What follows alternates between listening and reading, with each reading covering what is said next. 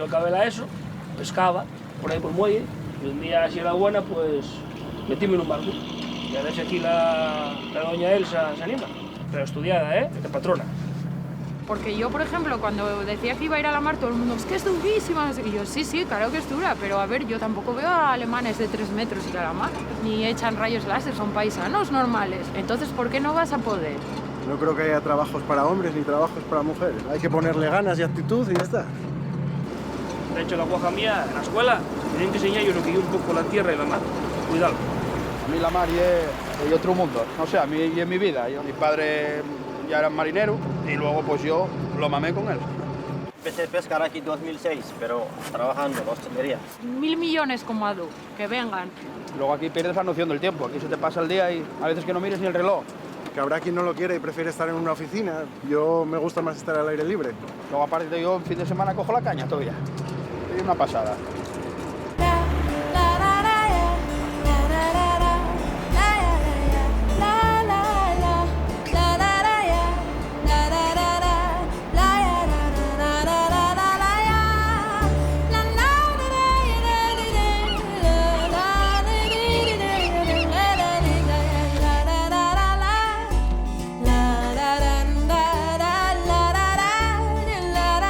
Vas a ayudarme,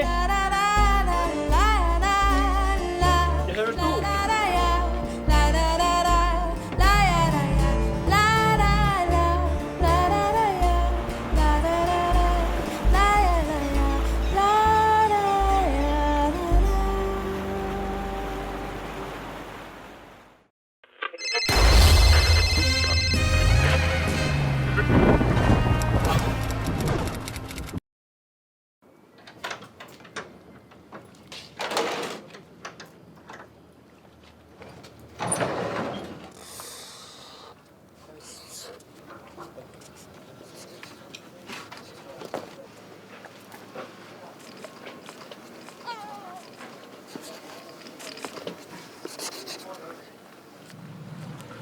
Yo acabé la ESO, pescaba por ahí por el muelle, y un día, si era buena, pues metíme en un barco. Y a ver si aquí la doña Elsa se anima.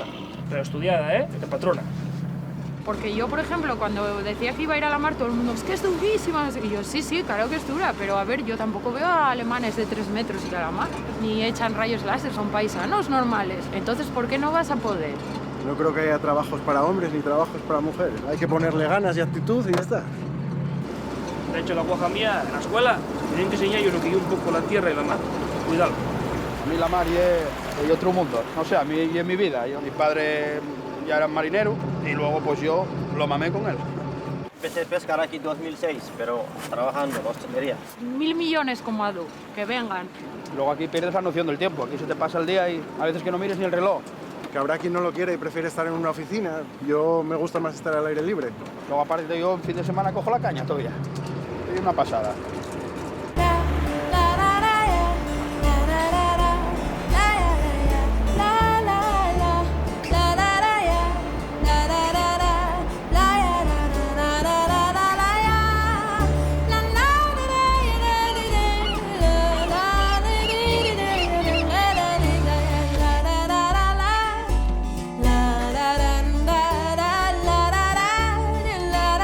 Vas a ayudarme, ¿Ya sabes tú?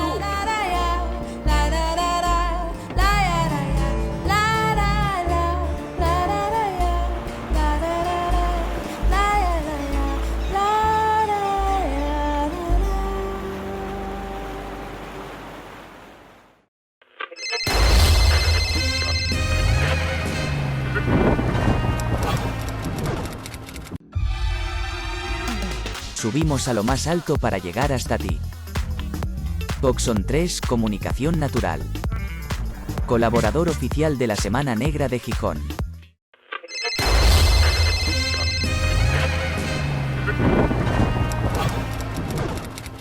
Buenas tardes a todos y a todes. Empezamos. Ya sabéis que estamos aquí para presentar este libro que lleva por título Me llamo Aquilino Moral Menéndez, con un subtítulo Autobiografía de un héroe prudente, que está escrito por Miguel Ángel Fernández, que es un compañero de la Fundación Andreu Nin, que es quien edita el libro junto a la Fundación Anselmo Lorenzo. Decir que bueno, ya sabéis, porque ya llevamos varios años haciendo actos en la Semana Negra como Fundación Andreu Nin, recuerdo aquel famoso de Padura y Lluís Juste de Nin, el hombre que murió recientemente. En fin, llevamos todos los años, solemos hacer algún acto aquí en la Semana Negra, ¿no?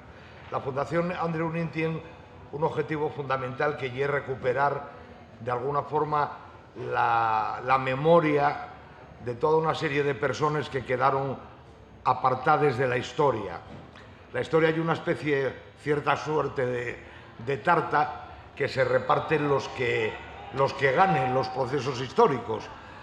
Y aquí, pues, una consecuencia del triunfo de la política o del pacto del 78, de la salida pactada de la dictadura, etcétera, etcétera, pues nos quitó del medio de la foto y del reparto de esa historia a mucha gente en la época, digamos, de la resistencia antifranquista, pues todo lo que fue la izquierda revolucionaria fue quitada de un plumazo de la historia, a pesar de tener, bueno, pues una incidencia importante en todo aquel proceso, digamos, de los años finales de los 60, incluso antes, hasta el final de la dictadura, y, digamos, esos eran los continuadores de un hilo rojo que en la década de los años 30 se expresó en nuestro país, sobre todo con el Partido Obrero de Unificación Marxista como partido, con el PON, y sindicalmente con la CNT, ¿no? Y, bueno, pues todo eso se quitó de un plumazo, ¿no? O se ignoró. Yo lo que me apetecía preguntar a Miguel Ángel, que no sé, bueno, ¿por qué Aquilino Moral y por qué ese subtítulo de autobiografía de un hombre prudente, ¿no? ¿Quién es Aquilino Moral? ¿Quién fue? Va. ¿Suelto ya todo el rollo o quieres que te conteste y vas a seguir tú? Poco a poco, vete administrándoles. Vamos a dar. Bueno, lo primero de todo, déjame que haga una comprobación. Bueno, no marchó nadie. Es que estaba yo un poco preocupado porque si os tomáis la molestia de mirar en la página web de la Semana Negra, la foto que sale de Miguel Ángel Fernández no soy yo. Vaya. Llevo un chaval mucho más guapo, más elegante, que da mucha mejor pinta a la semana de la que doy yo, y entonces yo tenía miedo de que alguna de las personas aquí presentes nos acusara de propaganda engañosa. Entonces ya veo que no marchó nadie, espero que no haya ningún tipo de demanda en ese sentido. Entonces sí, yo soy ese Miguel Ángel Fernández del que se habla, soy un chavalín del barrio Pilar de Lada, que preocupa mucho la historia de las personas comunes. O sea, a mí no me preocupa la historia de los señores arzobispos ni de los generales, sino de la gente de andar por casa. Y uno de ellos es Aquilino. Entonces, este libro que está basado, o tiene como columna vertebral, lo poco que dejó Aquilino escrito de sí mismo y lo mucho que dejó grabado en el corazón de las personas. Y es tan importante la figura de Aquilino en el término municipal de Langreo y a todos los que lo conocieron en el resto de Asturias, que en este momento hay una comisión ciudadana intentando que en el callejero de Langreo se incorpore el nombre de Aquilino. Y en la parte de atrás, donde estamos intentando vender libros, aquel que los quiera comprar, tenéis unas hojas de firmes para todo el que quiera apoyar que Aquilino reciba un poco de homenaje por parte de la población de Langreo. Aquilino era un paisano que lo único que hizo toda su vida fue trabajar. Pero trabajar no solamente al pie del alto horno, sino luego trabajar por sus propios compañeros de clase. Ya era un paisano que tenía muy arraigado la conciencia de clase y entonces siempre se preocupó mucho de los suyos. Aquilino era un paisano, un paisano como la copa de un pino.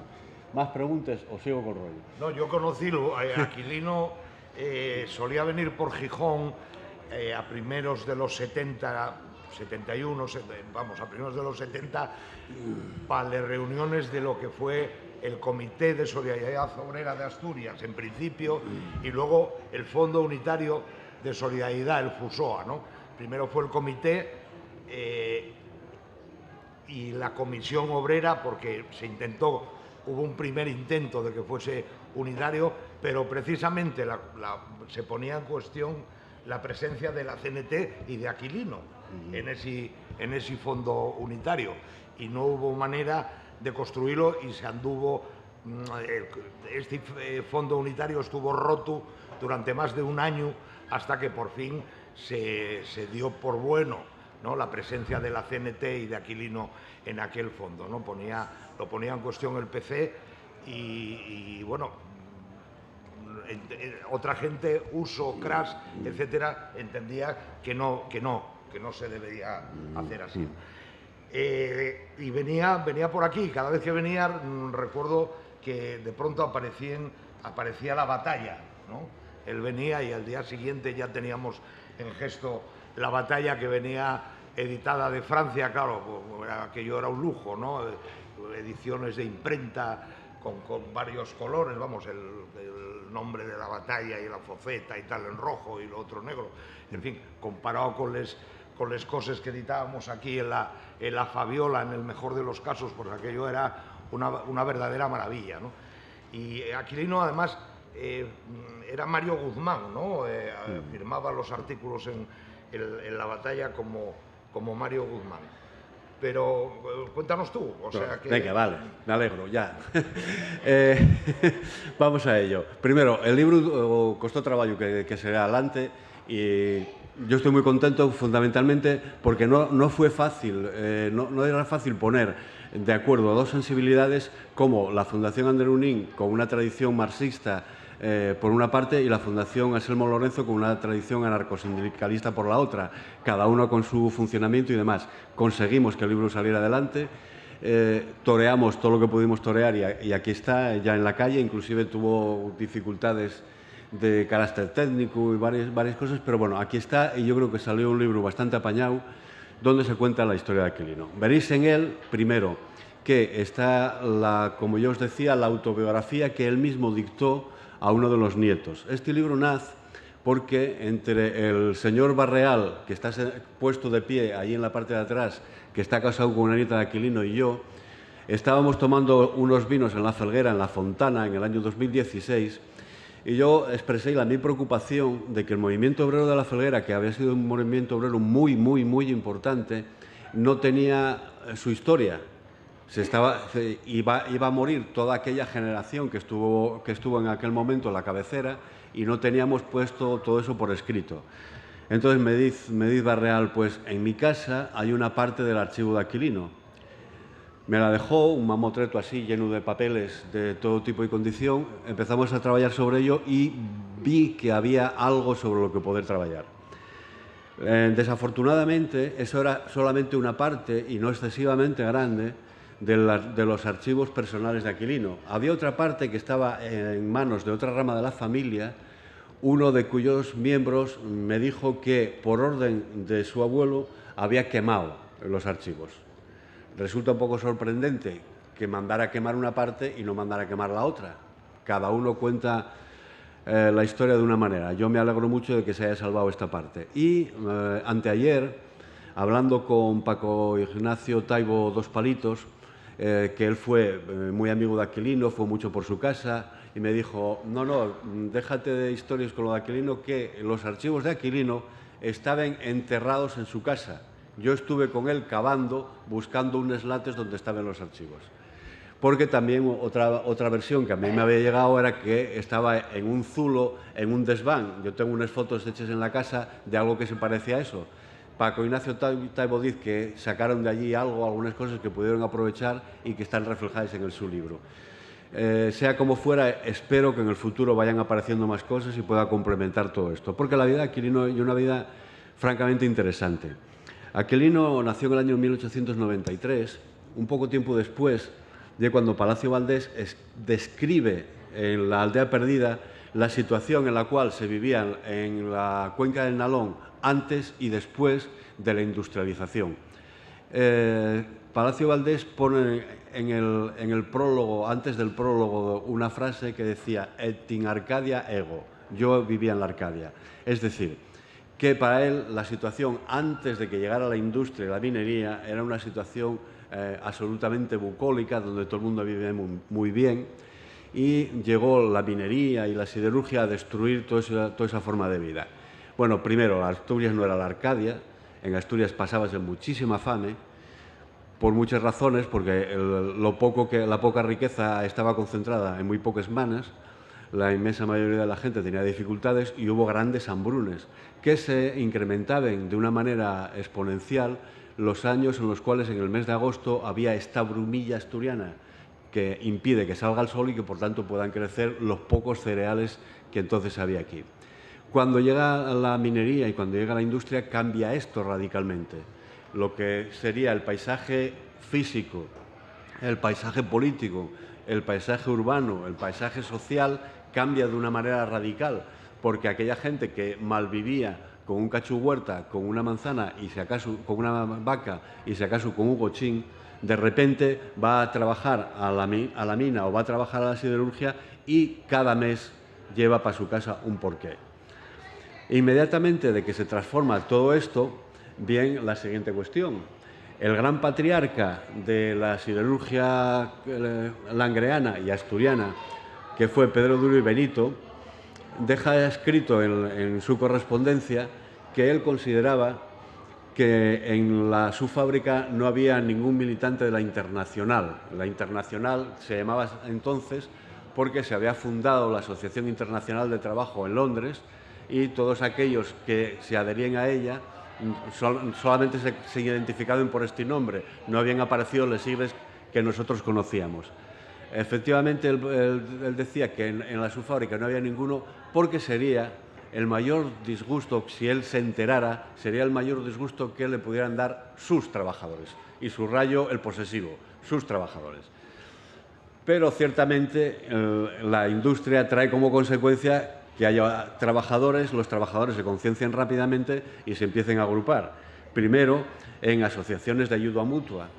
Aquilino, que prácticamente no pudo estudiar, empieza a trabajar con 12 añinos y empieza a trabajar con los albañiles. Y toda su vida recordó lo que lo maltrataron los albañiles, lo mal que lo pasó asistiendo a los oficiales. Poco tiempo después, lógicamente, si empieza a trabajar con 12 años, no pasa por la escuela. Aún así, fue un hombre que toda su vida se preocupó de estudiar, de leer y, sobre todo, de escribir y transmitir por vía escrita todos sus pensamientos a sus compañeros. De ahí lo de Mario Guzmán, porque escribió en todos los periódicos que lo dejaron, colaboró con los periódicos de la CNT, colaboró con los periódicos del PON, polemizó en la prensa regional todo lo que pudo con todo el mundo. Por cierto, escribe en su autobiografía que la primera vez que escribió en un periódico, escribió al Comercio para desmentir porque habían publicado que él le había pegado una patada a Venceslao Carrillo, el padre de Santiago, y entonces escribió para decir que él defiende sus intereses, pero que no le pega a nadie, y menos patadas por debajo de la mesa. Y él era un polemista nato y estaba dispuesto a discutir con todo hijo de vecino. De hecho, en una de las cartas que escribe a la dirección del PON en París, nos cuenta que lo viene a ver a su casa un joven historiador de la Universidad de Oviedo, David Ruiz, que acaba de fallecer ahora, y dice que acaba de publicar un libro sobre el movimiento obrero asturiano que contiene muchos errores y tengo que discutir mucho con él al respecto. Por él siempre estaba corrigiendo, haciendo todo lo posible porque se dijera la verdad verdadera y no las verdades que a veces nos inventamos. Bueno, pues empieza a trabajar en Duro Felguera y a poco tiempo de estar allí sucede un hecho que en el libro yo llamo la huelgona, que decir eso en Asturias no hay decir nada, porque aquí huelgones hubo centenares de ellas. Pero fue una huelga que tuvo unas repercusiones muy importantes porque primero duró 6 meses, se demostró toda la capacidad de los trabajadores para resistir durante ese tiempo sin tener ningún ingreso, y luego terminó con una severa derrota. La huelga prodújose lo que nosotros en Langreo llamamos el taller de construcción o los talleres del Conde, que era una factoría que Duro Felguera compró, que pertenecía a otra empresa, y se produce de la siguiente manera. Los trabajadores normalmente doblaban, y en esa fábrica en concreto, en ese taller en concreto, estaban un poco hartos de los malos tratos que tenía sobre ellos el maestro de taller, que se apellidaba Palacios. Este hombre parece que los trataba de muy mala manera, y entonces llega a la hora de terminar el turno y avisa a los trabajadores de que tienen que doblar. Cuando hablamos de que tienen que doblar, hay que tener en cuenta, primero y antes que ninguna otra cosa, que se trabajaba en 12 horas diarias. Luego os cuento qué pensaba Pedro Duro, el gran patrón, sobre estas 12 horas diarias. Y decía que tenían que doblar, por tanto, tenían que trabajar seguido 24 horas. Entonces, estos trabajadores que están hartos de él dicen, mira, no doblamos, y marcharon para casa. Este hombre todo lo que hizo fue ponerles una sanción de unos días de haber. Los trabajadores recurren al jefe de la factoría, y el jefe de la factoría dice al jefe de taller que, hombre, no tiene mucho sentido castigar a los trabajadores porque se hayan negado a doblar. No era rigurosamente o militarmente obligatorio doblar. El jefe de taller se la envaina, pero da la orden de que no paguen la prima de producción. Con lo cual, cuando los trabajadores lleguen a cobrar, se encuentran que lo que trabajaron durante 6 meses está mermado. Huelga. Los hechos empiezan a enconarse y empieza a parar toda la metalurgia del Valle del Nalón. Pero claro, conforme van pasando los meses, la caja de resistencia de los trabajadores va mermando, llega un momento que ya no tienen. Entonces recurren a los sindicatos de la minería y dicen, la única forma que nosotros tenemos de mantener esta huelga será que nos ayudéis y que paréis vosotros los pozos, con lo cual la empresa no tendrá más remedio que negociar. Manuel Llaneza da unos duros para la caja de resistencia, pero considera que no era el momento de hacer ningún tipo de huelga. Esto significa que al final los trabajadores son derrotados, tienen que agachar las orellines y volver a trabajar. Pero volver a trabajar en las condiciones que impone la empresa. Se daba en aquella circunstancia, y se sigue dando al día de hoy, el tema de las listas negras. La empresa hace una relación y dice, primero, todos los trabajadores que fueron despedidos de esta compañía, que fueron todos los que estuvieron en huelga, tienen que volver a solicitar la reincorporación al puesto de trabajo. Cuenta el diario Noroeste que había una cola de 600 personas alrededor de la fábrica esperando para reinscribirse. Cuenta el diario Noroeste que la empresa tuvo que ampliar el número de administrativos para poder atender todas estas demandas. Van readmitiendo gente, pero Aquilino Moral y otros cuantos queden tachados y no pueden entrar a trabajar. Con lo cual, Aquilino empieza a trabajar en la minería. Se da la circunstancia de que él asegura que pudo haber entrado a trabajar en la minería con un nombre falso, con un nombre ficticio.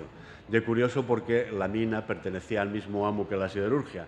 No se comprende muy bien esta cuestión, más bien pienso que lo que pasaba en aquel momento era que necesitaban buenos profesionales e hicieron un poco la vista gorda. Entonces Aquilino va a trabajar a la minería y vuelta la mula al trigo. Claro, las condiciones de trabajo de la minería para él son terribles y dice, nunca se me olvidará lo duro que fue trabajar en la mina, oficio que desconocía. Primero, desconoce el oficio y luego la dureza en sí misma. Pero como no puede ser de otra manera, inmediatamente se afilia al sindicato de mineros y ya está montando la bronca y peleándose con los compañeros socialdemócratas que no tenían las cosas igual de claro que ellos. La vida de Aquilino fue una lucha permanente. Luego son readmitidos otra vez en Duro Felguera y ahí sigue ya, y ahí ya se jubilaría. ¿Qué pasa con personas como Aquilino en el año 34, en el año 36? No son héroes de guerra, por eso no salen en ninguna parte. ¿Dónde estaba él cuando la revolución de 1934? Al pie del Altorno. ¿Dónde estaba él en el año 1936 cuando se da el golpe de Estado y los trabajadores toman las armas? Al pie del Altorno. Porque en los momentos, incluso en los momentos revolucionarios, el Altorno tiene que funcionar y hay que seguir sacando producción. Entonces hay una parte de los trabajadores que tienen que seguir allí. Tanto como que cuando en el 20 de noviembre de 1937 lo van a detener, la Guardia Civil lo va a detener al pie del Alto Horno. Allí lo coge y lo lleva y pasa un calvario de detención, de cárcel en cárcel, hasta que por fin y conmuten la prisión perpetua a la cual lo habían castigado. Está reflejado en el libro también el Consejo de Guerra. Os aconsejo que cada vez que veáis un Consejo de Guerra lo leáis, porque merece la pena para situarse sobre la clase de justicia que, entre comillas mucho lo de justicia, que había en aquellos momentos. El pliego de cargos dice: este era muy malo, era desafecto al régimen, era marxista, colaboró a fundar el Partido Trotskista y era de la CNT y era de la UGT, y además en las elecciones del 36 recogió dinero para la causa roja. Esto era el pliego de acusaciones por el cual luego terminen condenándolo a cadena perpetua. El pliego de acusaciones va y bien, llega un momento en el cual el instructor considera que no tiene aquello ningún tipo de consistencia para hacer nada en concreto, y entonces vuelve otra vez a pedir más testimonios.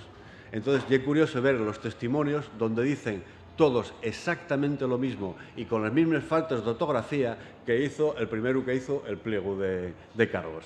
Con lo cual los otros van diciendo: ah, sí, sí, yo soy testigo de que Aquilino era esto, y fundó el Partido Trotskista y firmaba este y el otro y el de más allá. Y entre los firmes hay algunos personajes curiosos, que no perdonaron nunca su actuación. Y sin embargo, en ares de subrayar la bonomía de Aquilino, hay que decir que incorporado a eso hay una tarea que hizo la mujer, que fue cuando lo vio en semejante peligro, acudió a unos familiares de ella que eran de Llanes y eran del régimen. Entonces estos moviéronse y fueron recabando testimonios de personas que consideraban que Aquilino era una persona que había tenido buen comportamiento y que no había ninguna razón para andar maltratándolo por las cárceles. Y de hecho hay gente que cuenta: durante el periodo rojo yo estuve en peligro por esto y tal, Aquilino intercedió por mí y no me pasó nada. Hay el caso más significativo de todos, que los que estéis por aquí, que sois de La Felguera, os sonará el nombre. Había una familia que cuando yo era rapacín tenía una ferretería, pero en el año 34 tenían una zapatería, que era la familia Leguina. Cuando estalló la Revolución del 34, estos cogieron y rápidamente guardaron todas las existencias que tenían para tenerles allí, para extraperlar con ellos. Descubriéronlos y entonces, cuando se vieron descubiertos, vieronse en peligro de muerte. Dijeron: mira, que ahora aquí nos acuchillen a todos. Y entonces recurrieron a Aquilino. Aquilino habló con el comité y dijo: hombre, igual a lo mejor un par de hostias sí, pero vamos, tampoco hay cosa como para matar a estos, ¿no? Entonces esta familia, agradecida, pues entonces firmó a favor de Aquilino. Y firman inclusive a favor de él dos hermanos dominicos, con los cuales luego hubo un conflicto importante, porque son los dominicos los que se quedaron con el Centro de la Justicia, que fue el centro que construyeron los trabajadores de La Felguera. El Centro de la Justicia tuvo una importancia radical en todo este movimiento, porque era la asociación de todos los trabajadores metalúrgicos de la zona que, primero con sus cuotas y luego con su trabajo, hicieron un centro de ayuda común y lo edificaron. Era un edificio precioso, muy bien construido, con 2 plantas y con una biblioteca que tenía 24.000 ejemplares en el momento en el cual lo asaltaron un tabor de regulares que metieron allí a partir de la llegada de los golpistas el 21 de octubre del 37. Como en ese otoño hizo muy mala temperatura y hacía frío, los del tabor de regulares lo que se entretuvieron fue en quemar todos los textos para poder calentarse en aquel tiempo. Aquilino va a la cárcel.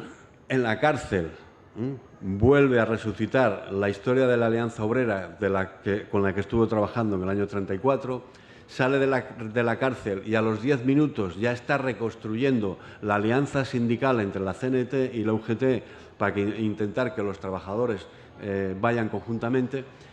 Y en esa época de la clandestinidad tenemos una correspondencia abundantísima y muy instructiva. Hay algunas cartas que están reproducidas aquí. Yo creo que esto tendríamos que trabajarlo un poco más en futuras ediciones. Y ya llega un momento en el cual, en el año 76, ya bastante mayor el hombre, llegan los nuevos jóvenes que fundamentalmente venían de ambientes universitarios a hablar con él, a pedir que entregue, entrecomillado, las banderas de la CNT, es decir, que ellos ceda el testigo para que ellos puedan seguir con esta cuestión. Aquilino fue militante de la CNT, mantuvo las banderas hasta que llegó la siguiente generación y les pudo entregar, fue militante del POUM.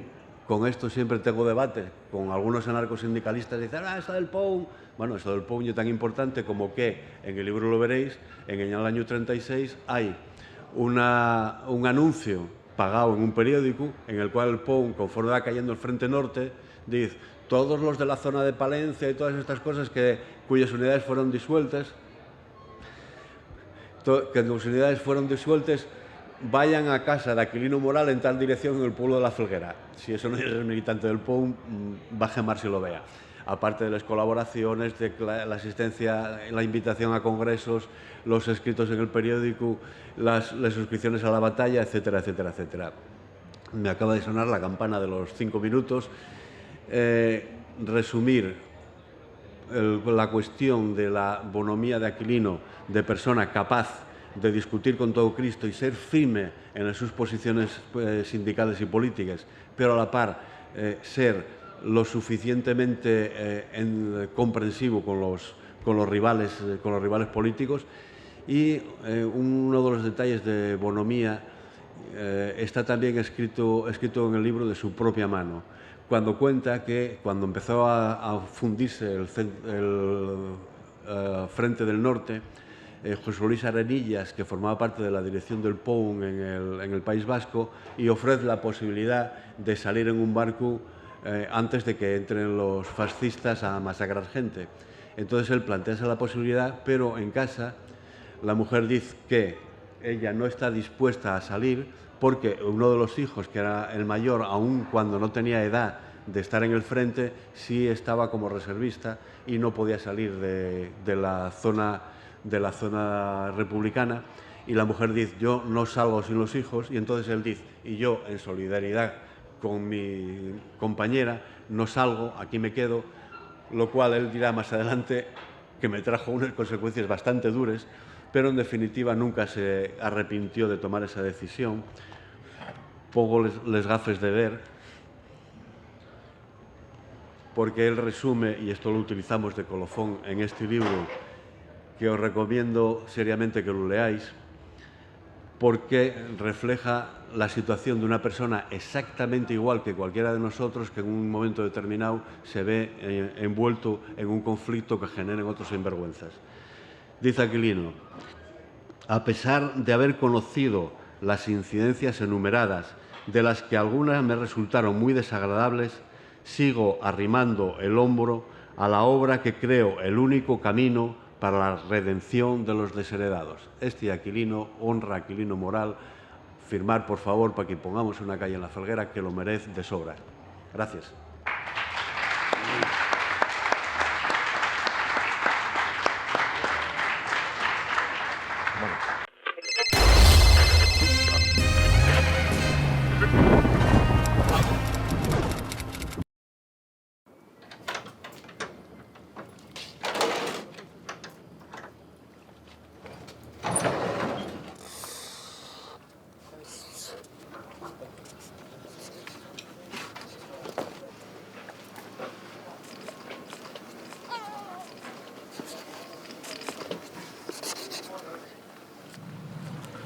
Yo acabé la ESO, pescaba por ahí por el muelle, y un día, si era buena, pues metíme en un barco. Y a ver si aquí la doña Elsa se anima.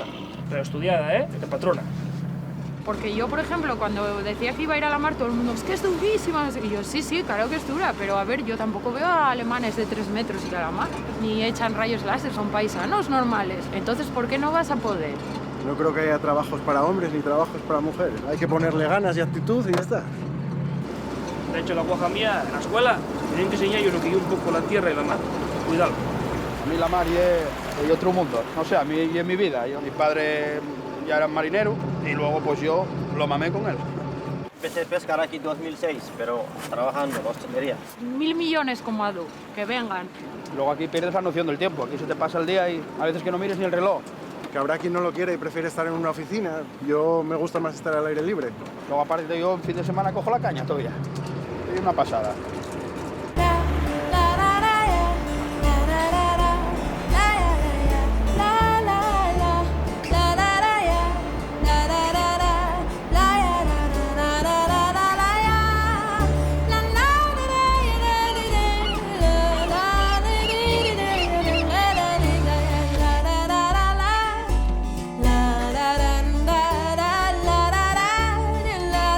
Vas a ayudarme, ¿eh? ¿Ya sabes tú?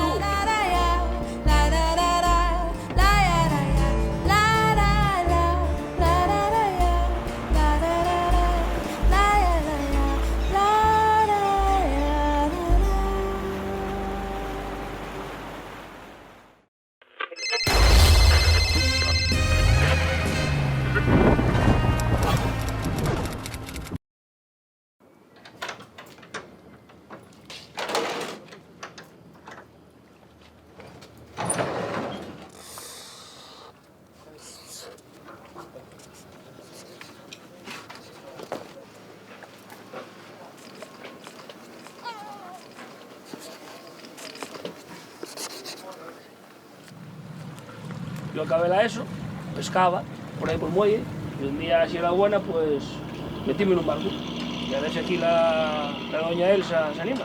Pero estudiada, ¿eh? De patrona. Porque yo, por ejemplo, cuando decía que iba a ir a la mar, todo el mundo, es que es durísima. Y yo, sí, sí, claro que es dura, pero a ver, yo tampoco veo a alemanes de 3 metros ir a la mar, ni echan rayos láser, son paisanos normales. Entonces, ¿por qué no vas a poder? No creo que haya trabajos para hombres ni trabajos para mujeres. Hay que ponerle ganas y actitud y ya está. De hecho, la guaja mía, en la escuela, tienen que enseñar yo lo que yo un poco la tierra y la mar. Cuidado. A mí la mar y otro mundo. No sé, a mí y en mi vida. Mi padre ya era marinero y luego pues yo lo mamé con él. Empecé a pescar aquí en 2006, pero trabajando en hostelería. 1000 millones como Adu, que vengan. Luego aquí pierdes la noción del tiempo. Aquí se te pasa el día y a veces que no mires ni el reloj. Que habrá quien no lo quiere y prefiere estar en una oficina. Yo me gusta más estar al aire libre. Luego aparte yo en fin de semana cojo la caña todavía. Es una pasada.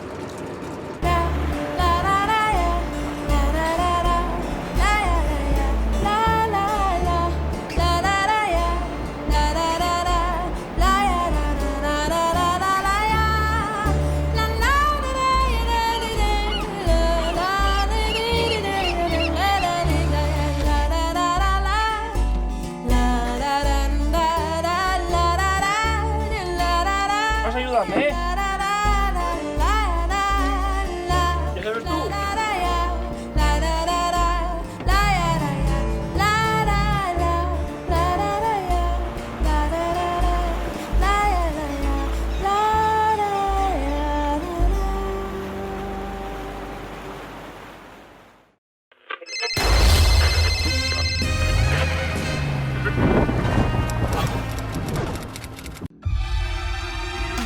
Subimos a lo más alto para llegar hasta ti. Coxon 3 Comunicación Natural. Colaborador oficial de la Semana Negra de Gijón.